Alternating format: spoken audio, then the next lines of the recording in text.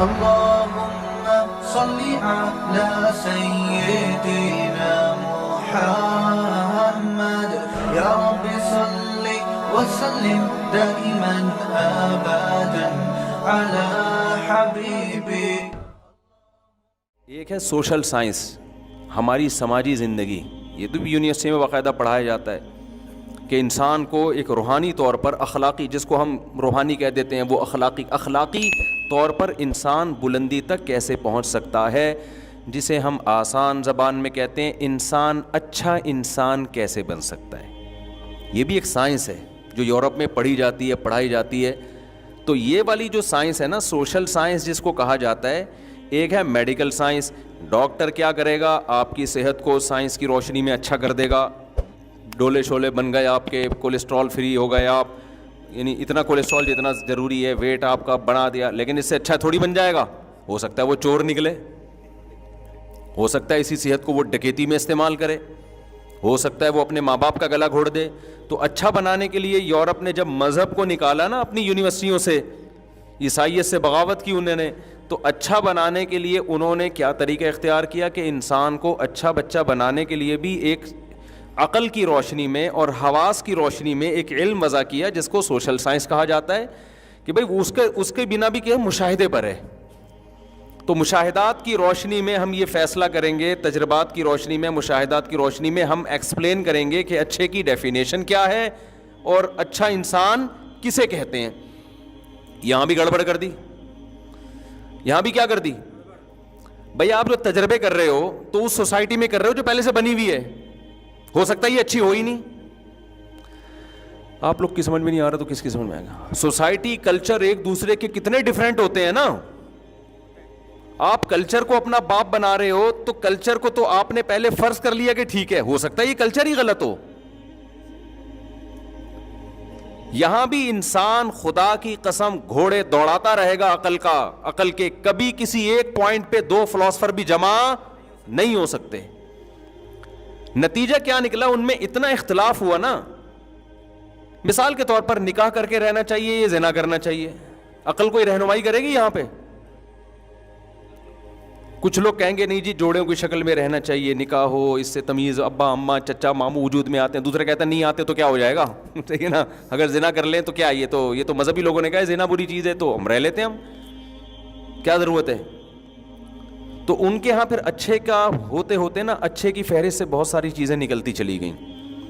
مذہب نے تو بہت ساری چیزیں ڈالی تھی نا، جو اپنے ماں باپ کے ساتھ اف کرتا ہے، ان کی خدمت نہیں کرتا.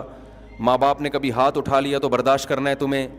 جو ابا کے تھپڑ کے جواب میں وہ ابا کو تھپڑ مار دے یا پولیس کو فون کرے تو مذہب کیا کہتا ہے؟ یہ اچھا آدمی ہے. مذہب کہتے نہیں برا آدمی ہے، احسان فراموش ہے. لیکن جب عقل پرستوں نے خود سے غور کرنا شروع کیا نا، خود سے سوسائٹی کے لیے اصول وضع کرنے شروع کیے، تو وہ چونکہ اپنی سوسائٹی کو دیکھ کر، وہ سوسائٹی جو خدا کا انکار کرتی ہے، تو وہاں تو شراب بھی ہے، زنا بھی ہے، لڑکوں سے بدفعلی بھی ہے، نشے بھی ہیں، کیا کیا. تو انہوں نے اچھے کو ایکسپلین کرتے ہوئے نا بہت ساری چیزیں نکالنا شروع کی. نہیں، اس کا اچھے ہونے سے کوئی تعلق نہیں ہے. اگر آپ بوڑھے ماں باپ کو اولڈ ہاؤس میں جمع کرا دیتے ہیں تو بھی آپ برے آدمی نہیں ہیں. اگر بچہ پولیس کو فون کر کے اپنے ابا کو یا اماں کو جیل میں بھجوا دیتا ہے تو یہ بھی کوئی بری بات نہیں ہے. اگر آپ شادی نہیں کرتے، ویسے ہی کسی سے نائٹ کلب میں جا کے ریلیشن کر لیتے ہیں، کوئی بری بات نہیں ہے. اگر آپ وراثت بچوں کو نہیں دیتے، کسی اور کو دے دیتے ہیں، اولاد کو محروم کر دیتے ہیں، کوئی بری بات، کیونکہ عقل تو فیصلہ ہی نہیں کر پا رہی ہے نا یہاں پہ. یہاں تک کہ محرم رشتوں سے اپنی جو فزیکل ریلیشن ہے، اب یہ بحثیں بھی شروع ہو گئیں کہ اگر کوئی معاذ اللہ نقل کفر بہن سے نکاح کر لیتا ہے تو یہ کیا ہے. تو ایسے لوگ بھی اب پیدا ان ملکوں میں ہونا شروع ہو گئے ہیں کہ اس میں خرابی کیا ہے. روس میں جب انقلاب آیا ہے نا الحاد کا، تو وہاں یہ بڑی بحثیں ہوئی ہیں کہ بھائی سگی بہن، مجھے تو بولتے ہوئے برا لگ رہا ہے لیکن اب ایک چیز کو ایکسپلین کرنا ہے کہ سگی بہن سے بھی نکاح ہو سکتا ہے، کوئی حرج نہیں ہے اس میں، یہ تو انسانوں کی بنائی ہوئی روایات ہیں. تو ایسا ہوتے ہوتے اچھے کی ڈیفینیشن میں پھر پتہ ہے کیا رہ گیا ان کے یہاں؟ ریاست کے ساتھ مخلص ہو، بس اسٹیٹ کے ساتھ کیا ہو، ٹیکس ٹائم پہ ادا کرتا ہو، جھوٹ نہ بولتا ہو، جس کو ہم کہتے ہیں فرض شناسی. کیا کہتے ہیں ہم؟ جو ذمہ داریاں اسٹیٹ نے اس کے اوپر ڈالی ہیں وہ ذمہ داریاں پوری کرتا ہو, ٹیکس دے دیتا ہو. جب ٹریفک کے قوانین گورنمنٹ نے بنائے تو ان قوانین کی پابندی کرتا ہو. یعنی خلاصہ یہ نکلا کہ ریاست کو بھائی کوئی خطرہ نہیں ہونا چاہیے, تمیز سے چلنے دو آرام سے, باقی جو مرضی کرنا ہے کرو. تو اب بتاؤ یہ عقل صحیح گائیڈ کر رہی ہے بیڑا غرق کر رہی ہے؟ بولو نا, بیڑا غرق کر دیا. کہ اچھا میں اتنے سارے اعمال جو اچھے تھے ان کو نکال کے آخر میں کیا بچا؟ پر اسٹیٹ کے ساتھ آپ کیا ہو.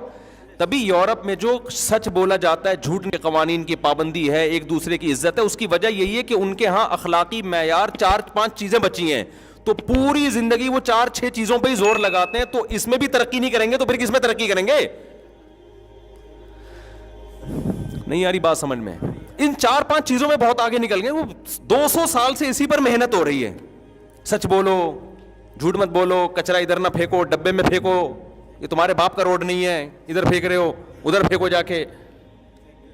تو 150-200 سال نا جب مذہب کو نکالا تو اسی کو ریپیٹ, تو 4-6 چیزوں میں بہت اچھے ہو گئے. وہ ہمارے ہاں تو بھائی ایک اچھے بننے کے لیے بہت لمبی ڈیٹیل ہے, بہت سارے حقوق ہیں,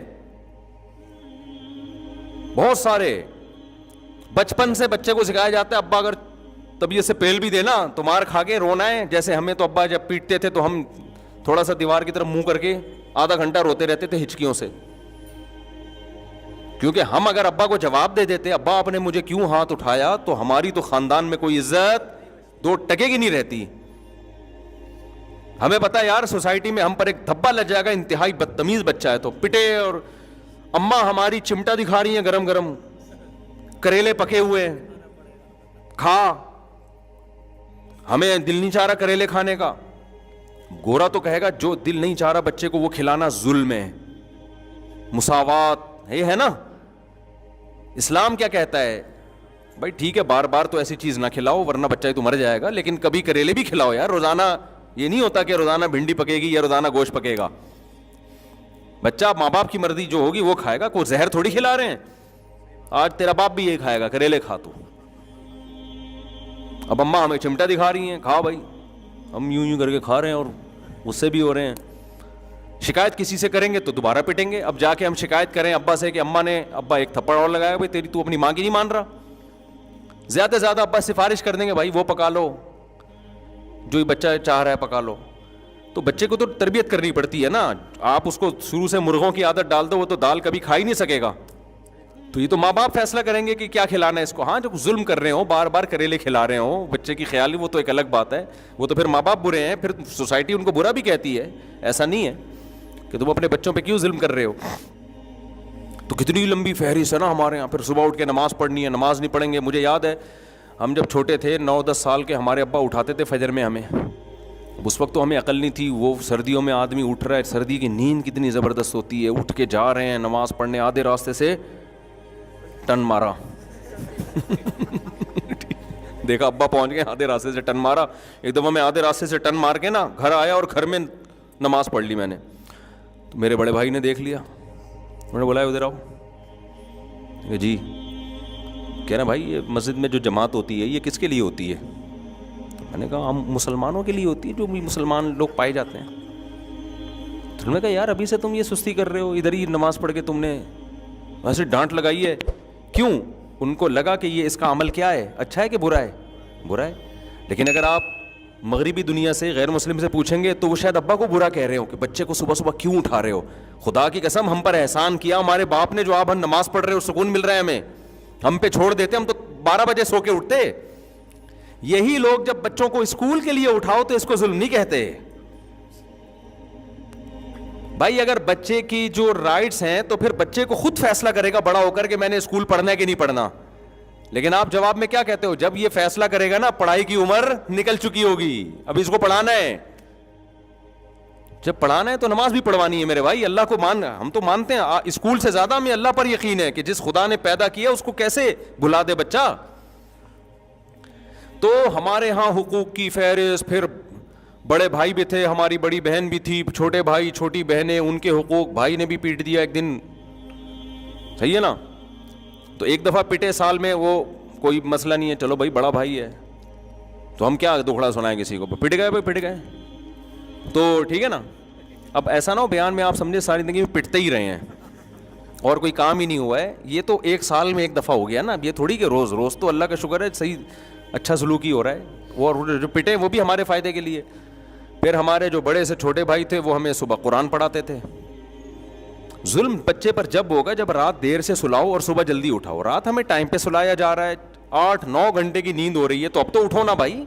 بچہ کو اگر سونے دینا وہ پھر بھی نہیں اٹھے گا, وہ کہے گا سوتا رہو. فجر کی نماز کے بعد ہمارے بڑے سے چھوٹے بھائی ہمیں لے کے بیٹھتے تھے, بھائی قرآن پڑھو بیٹھ کے, شاباش. وہ ہمیں بڑا غصہ آ رہا ہوتا لیکن بیٹھ رہے پڑھ رہے ہوتے تھے, ان الذین آمنوا وعملوا الصالحات, اس طرح پڑھ رہے ہوتے تھے. اور ان کا ایک روب ہوتا تھا ہمارے اوپر, زبان نہیں چلا سکتے تھے, بھائی بڑے ہیں تو چھوٹوں کا خیال, ان کی بھی شفقت کرنی ہے, ان کا حق نہیں مارنا. تو مسلم اسلام میں حقوق کی فہرست اور اچھا بننے کا جو تصور ہے وہ بہت کیا ہے, وسیع.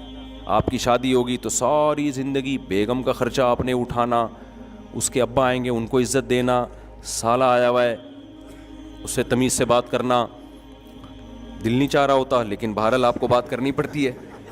میں اپنی بات نہیں کر رہا, دوسروں کی بات کر رہا ہوں. تو تمیز سے بات کرنا. پھر اور اسلام میں آگے جاؤ گے تو سالی کی طرف نہ دیکھنا, سالی کو نہ دیکھنا. اللہ تمہاری شادی اس سے ہوئی ہے, اس کی بہنوں سے تھوڑی ہوئی تمہاری شادی جو وہاں فری ہو رہا ہے تو جا کے. اگر آپ فری ہو گئے تو اسلام کیا کہے گا, مینرز نہیں ہے اس میں. جس سے فری ہونا چاہیے تھا اس سے ہو نہیں رہا, جس سے نہیں ہونا چاہیے تھا اس سے ہو رہا ہے, مینرز نہیں ہے. تو غیر مسلم ہو گیا, یہ سارا سیٹ اپ کیا ہو گیا, ختم.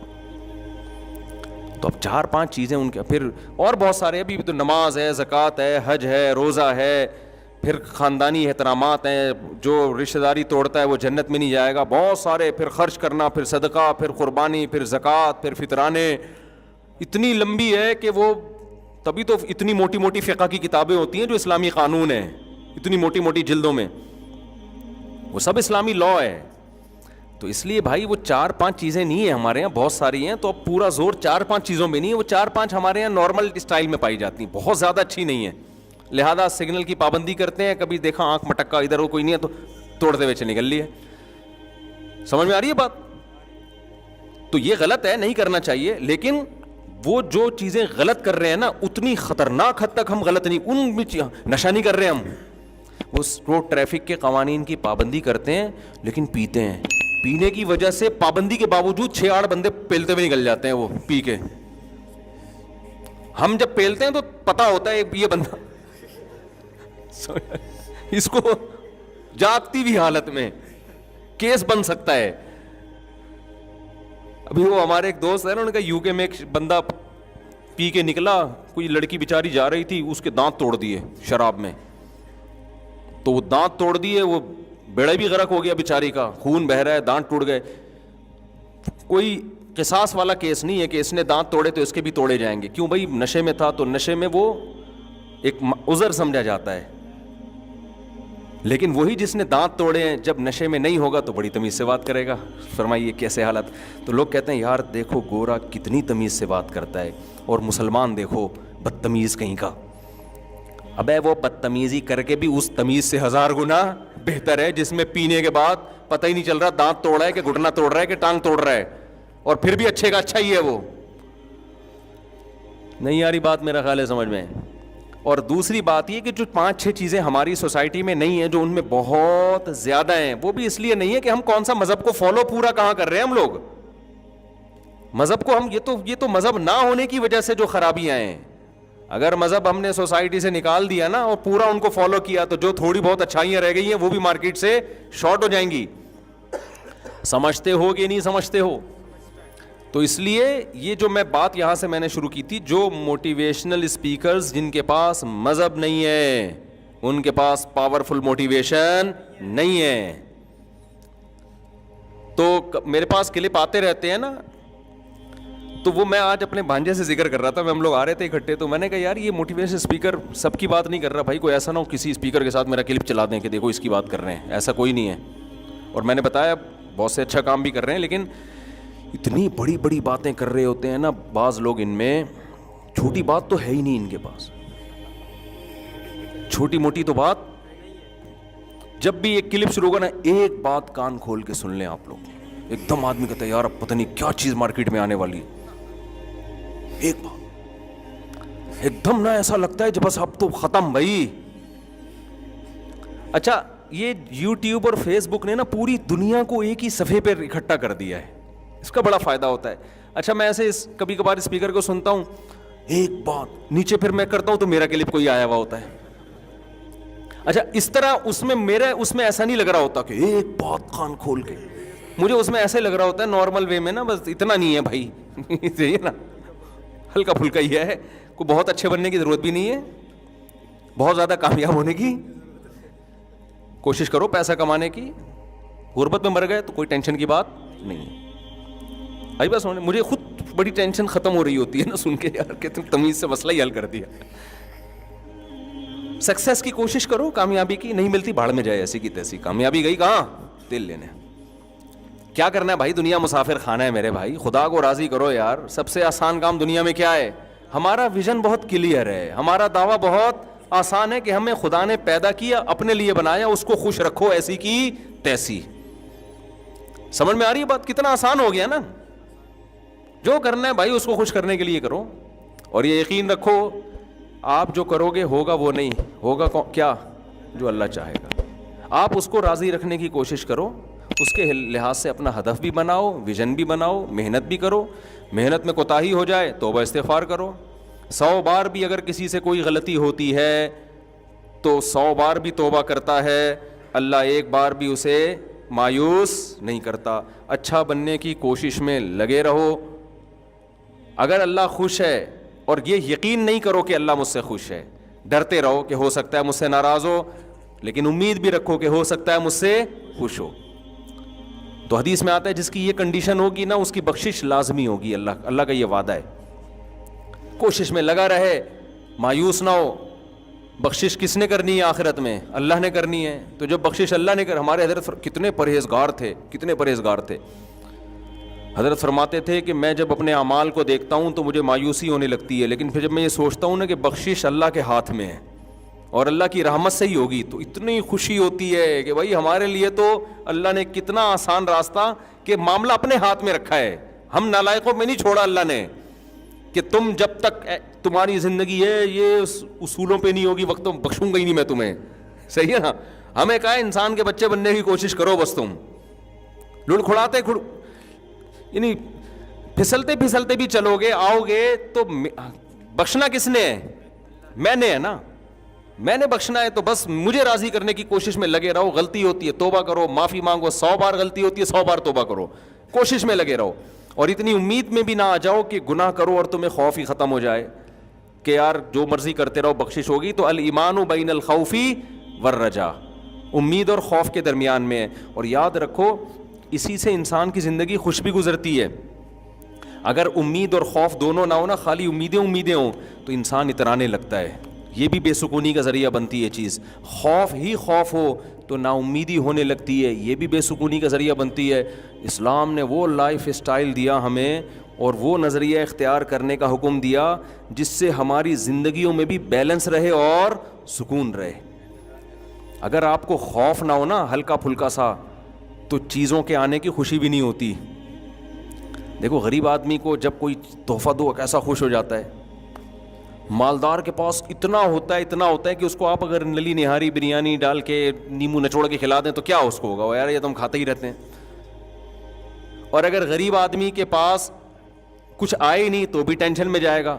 تو دونوں چیزیں نا, فقر کا خوف اور غنا کی امید, یہ جب دونوں چیزیں ساتھ ساتھ چلتی ہیں تو خوشی اس وقت ہوتی ہے انسان کو. سمجھ میں آ رہی ہے بات کہ نہیں آ رہی ہے؟ تو وہ جب آتے ہیں نا کلپ, ایک بات کان کھول کے سن لینا, ایک دم میں ہل جاتا ہوں, پتہ نہیں کیا لے کر آئے گا نا مارکیٹ میں. تو لوگ بھی ایسا, پھر کلیپنگ ہو رہی ہوتی ہے. تو میں بہت دفعہ سن کے میں نتیجہ اخذ کرتا ہوں کہ رزلٹ کیا نکلا ہے اس کا, کیا کریں ہم. کیا کریں. تو رزلٹ کوئی خاص نکلتا نہیں ہے, بس باتیں ہیں کرتے چلے جاؤ, وہ اگلے بھی سنتے ہیں ماشاء اللہ زبردست. ایک